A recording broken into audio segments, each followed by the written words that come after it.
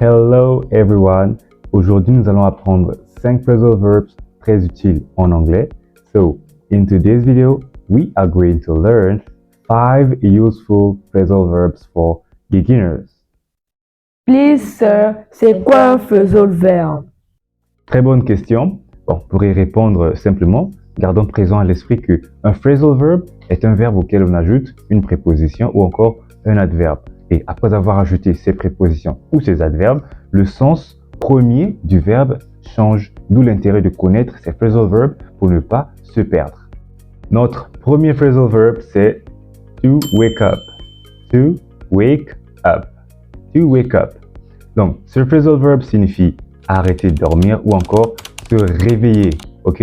To wake up, arrêter de faire dodo ou encore se réveiller. En anglais, on dit to wake up. Voyons voir un exemple. James! Tony! Wake up! Wake up! Wake up! Réveillez-vous!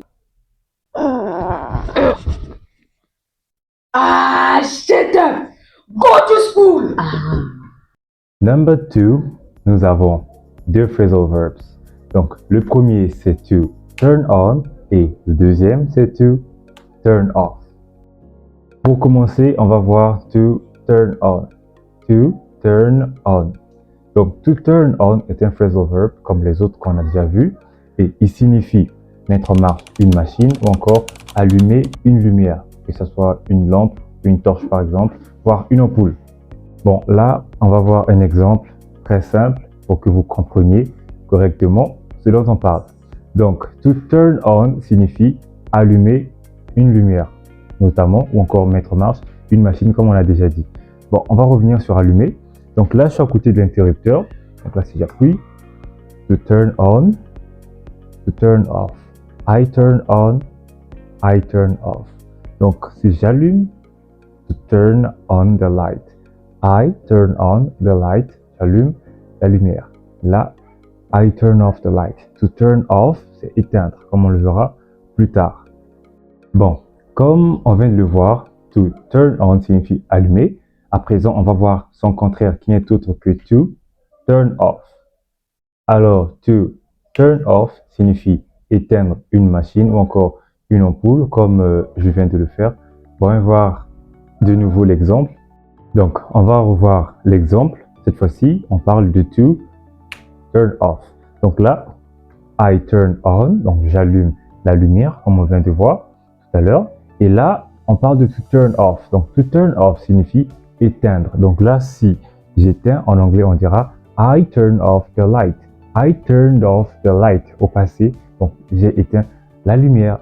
Donc, éteindre la lumière à l'infinitif, on dira to turn off the light. Comme maintenant, the light is turned off.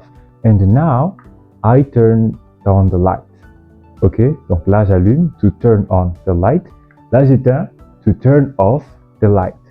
To turn on the light, allumer la lumière. To turn off the light.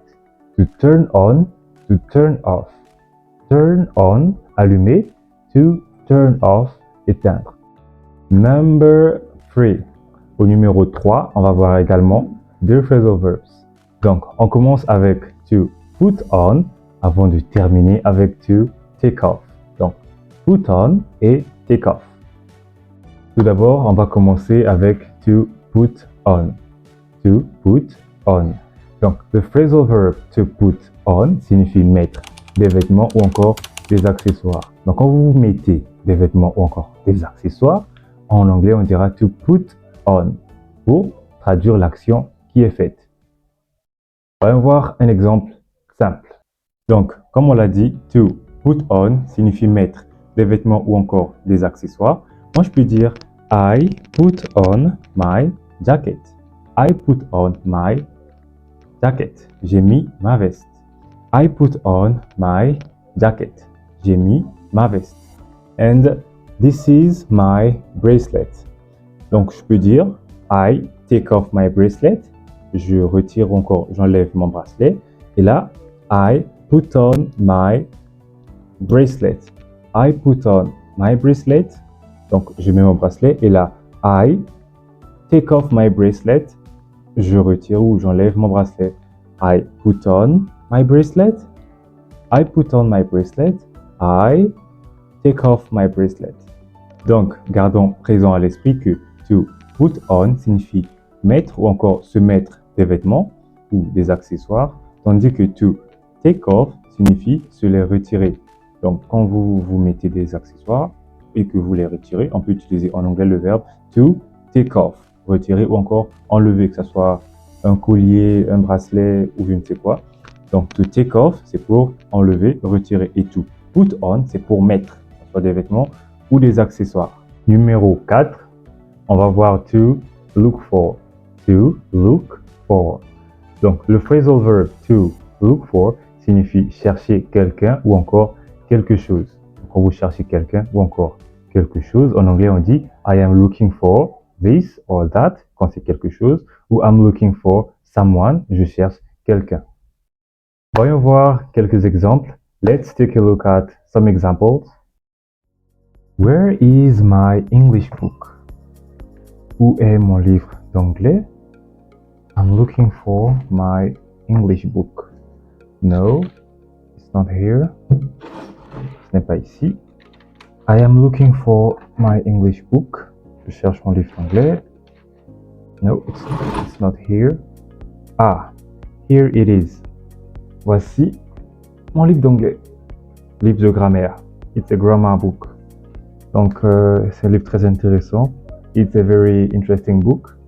Donc, since an English writer said, the minute you are not learning, I believe that you are dead. So it means that we have to learn every day because learning never stops. Donc, on doit apprendre tous les jours car l'apprentissage ne s'arrête jamais.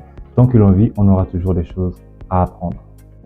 Finally, the last phrasal verb of the day is to give up.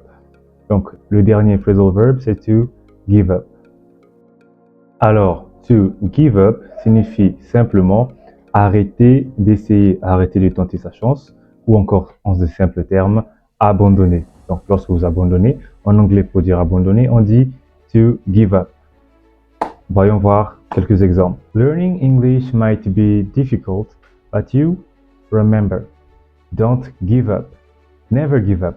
Just keep on trying, keep on working on it, keep on reading, practicing, speaking with people, learning grammar rules, for example, and you will end up getting better and better. Donc, apprendre l'anglais peut sembler difficile, peut des fois être difficile, mais il ne faut jamais abandonner. Il faut juste travailler, pratiquer, apprendre les règles de grammaire, par exemple, et à force de le faire, you will get better. Vous allez vous améliorer. Tu vas t'améliorer. This is it.